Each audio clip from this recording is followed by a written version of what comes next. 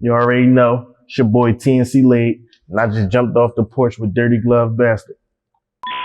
We got big amounts, make deposits in bank accounts. We got the ball to keep on saying that we don't get this. All right, we got TNC Laid off the porch with us today. How you feeling, man? I'm feeling good, man. Feeling blessed. Real shit, man. Yeah, you're visiting us from Philly. What do you got working here in Atlanta for this trip? Yesterday we was in the studio cooking up. I'm just working on some singles and knocking features out the way. Cause once I finished my project, I said that's what I was gonna do. Okay. How do you like working here in Atlanta compared to back at home? I love it. It's different. It's a different type of vibe. Yeah, real shit. So what's life like in Philly these days? Treacherous. Philly right now, with all this COVID going on, this pandemic, people was looting a couple months ago. Now it's just like senseless killings. A lot of people dying every day, like for no reason. Even kids, women, like it don't matter what age you are or nothing. Like you got an easy chance of dying. Yeah. What part of the city are you from? I'm from North Philadelphia. Okay. How does the North compare to the rest of the city? If you ask me, North the best part.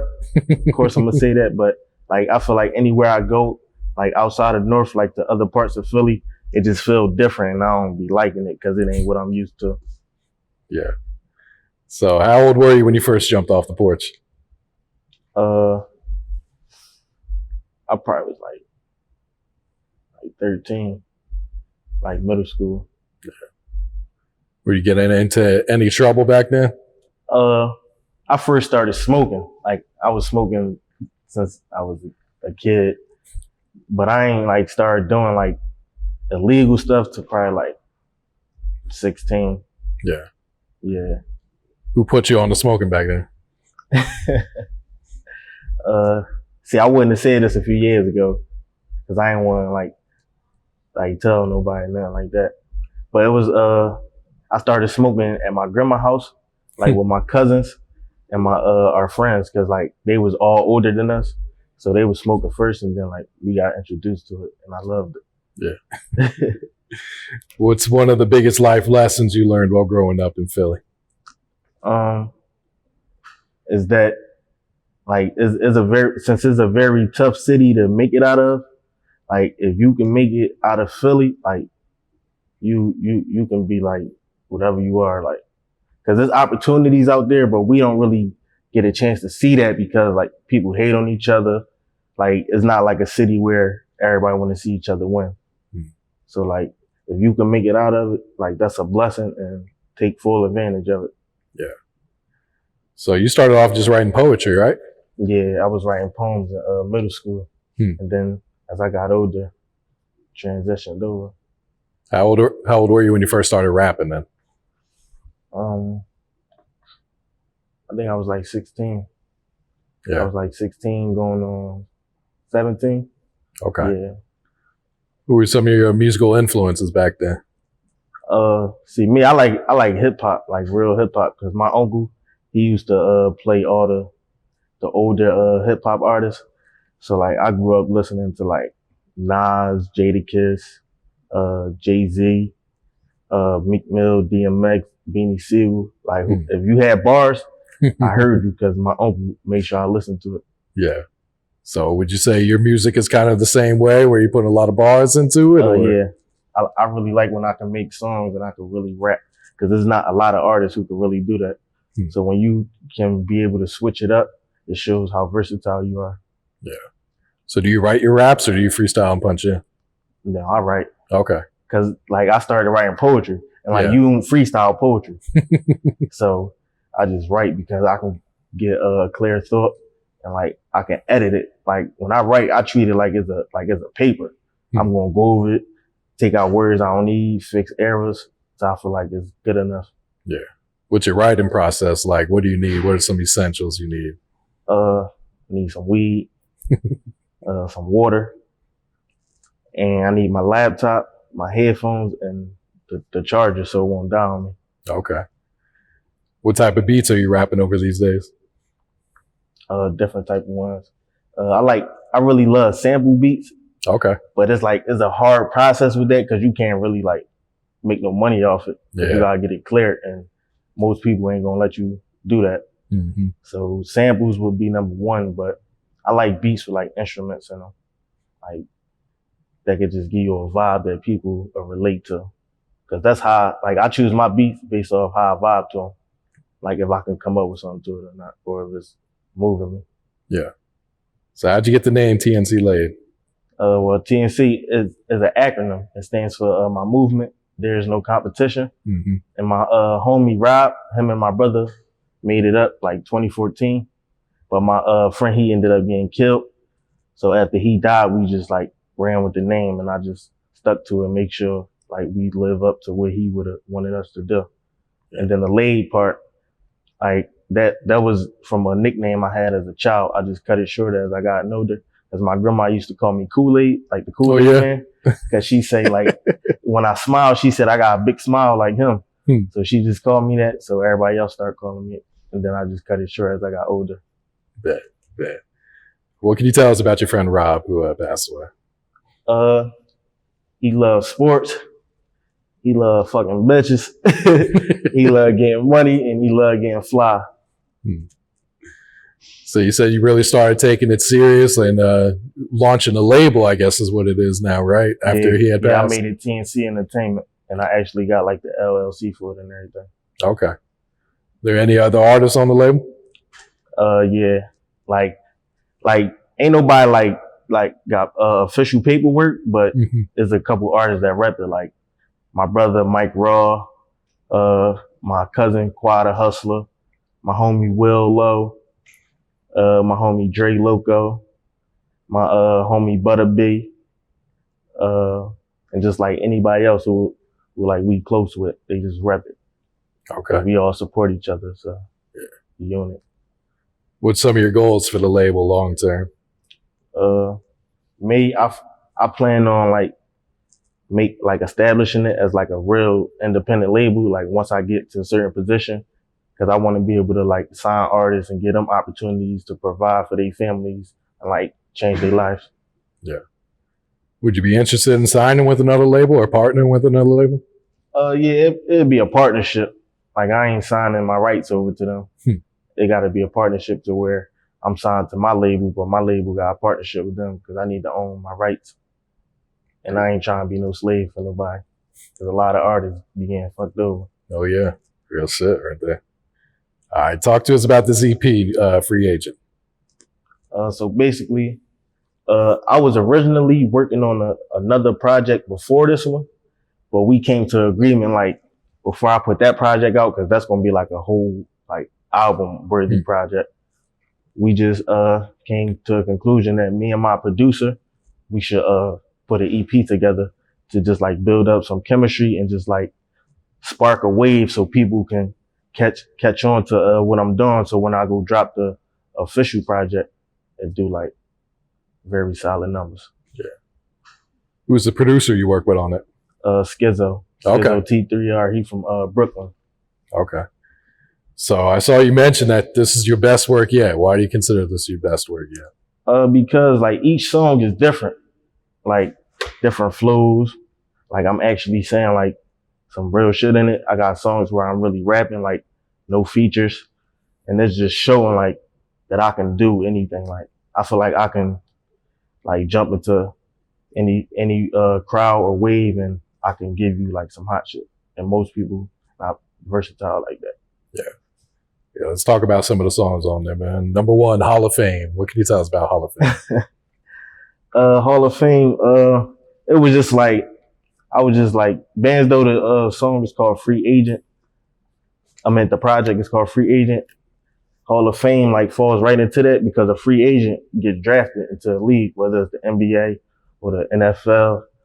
And when it's all said and done, the motherfuckers who really made a name for themselves and really stood out and became legendary, they get inducted into the Hall of Fame. And basically, I feel like a lot of people ain't gonna do that, but I'm gonna do that for sure. And I just had to make a statement on the first track. So that's the first thing you hear when you play the project. Yeah. All right. Number two, No Features. Just dropped the video for that one too. Yeah, that's like one of my favorite 2 songs on there. Hmm. Cause like the sample was crazy. Like the way the beat come on, it just like gave me a real hip hop vibe. Cause it reminded me of Drake and Nicki Moment for Life. And if you hear that, they was really rapping. So I'm like, if I'm going to rap to this type of beat, I gotta carry it right. I'm like, so if I'm going to rap, let me tell people like, I don't need nobody to hop on my song for it to go big. I'm going to make it go big on my own. Yeah, real shit. And number 3, Big Amounts. That was the first single you dropped, right? Yeah. That's just like a get money anthem. You know, everybody getting money right now, whether they scamming, so OnlyFans, PUA, whatever. Everybody got money, so I just feel like that's a song everybody can relate to. And who don't want to have a lot of money? Yeah. And number 4, Weather the Storm. Got a video out for that one too. What can you tell us about that one? Yeah, that and no features. They my top 2. And I just feel like it was a different sound from me. And then like, it just like, when I listen to it, I could just keep replaying it back and back. And it's going to like just keep giving me chills. Like, that's why I had to release a video for that. Cause I'm like, I really like fuck with this song. It's different. So let me go paint a picture and make them step into my world so they could see like how I picture things. Yeah. Are you very hands-on with your music videos? Yeah, I direct my own videos. Like I write storylines for them. Like I create budgets for them. Come up with if I gotta buy props for it, I do that. Like everything. So, the next one is I'm the One. What can you tell us about that one? So basically, that beat a little different. Like it changed up throughout the beat, and it got like a jazz sound to it. So it gave me like a little wavy vibe. So I just had to like let people know like I'm the one. Like when it's all said and done, I'm gonna be somebody that multiple people look up to, whether you old, young, it don't matter. So I just had to like set a tone for that. Yeah. And the last song, Isolated. So basically I came up with the idea of that song because like I just feel like I'm like in my own bubble right now. I'm doing my own thing. Like I'm not worrying about what nobody else doing. Like I'm focused on my career and me getting to the next level. And basically I just had to like make a message. Like I'm from the trenches, but I still like catch flights and go live life. But I'm just like everybody else, but I feel like I'm my own person. And what's this free agent challenge all about? I've been seeing. So basically you had to make a TikTok or a Triller video, like playing one of the songs on there. And I would post you, and like whoever get the most likes, you win like a first place, they win money. Second place win, I think they win money too, but it's half. Like the first place won 100, second place 150. If you came in third, you won a free agent t-shirt, these right here. And then if you came in fourth, you won one of these free agent wristbands. Okay. Yeah. So I was just doing that. Did you pick winners already? No, not yet. Not yet. I need to though. It's been a minute. People keep asking me, but I'm gonna choose the winners. So do you have a title picked out for the next project that you're working on? You said this is gonna be a full length project, right?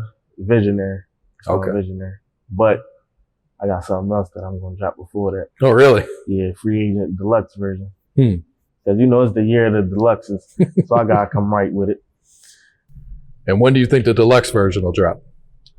Probably sometime towards the end of the year, because I want to finish out strong, and I still got like songs out that's really good, that's worthy of being big. So I want to push those the fullest I can. Yeah. All right, and going back to Visionary, why'd you choose that title?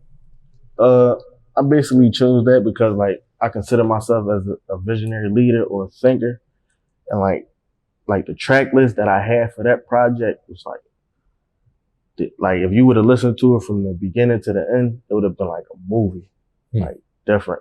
And like to consider yourself visionary or like a visionary leader, like you gotta have ideas or like just the mentality that you could change the world. And I feel like I could change the world.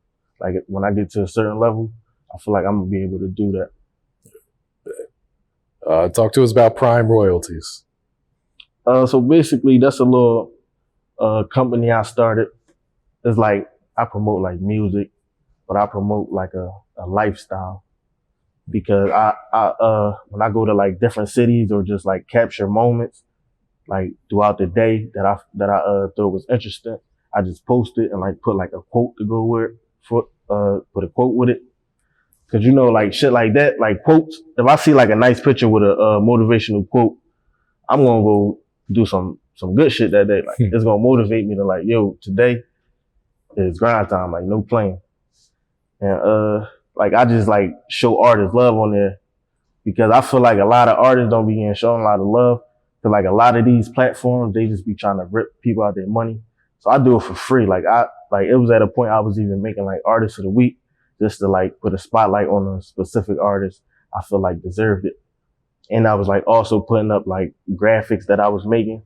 Cause like I learned how to make graphics on my own. Cause it was at a point I'm like, I'm tired of paying niggas for this shit. I might as well learn to do it on my own. Like I got that type of mentality. Like why pay somebody if I can learn how to do it? Real shit. But yeah, that's just like a little company I run. I need to get back on it though. I've been so focused on pushing my music, I forgot about it. But I gotta get back to it. Yeah, definitely. So what's the music scene like back at home right now? It's going crazy.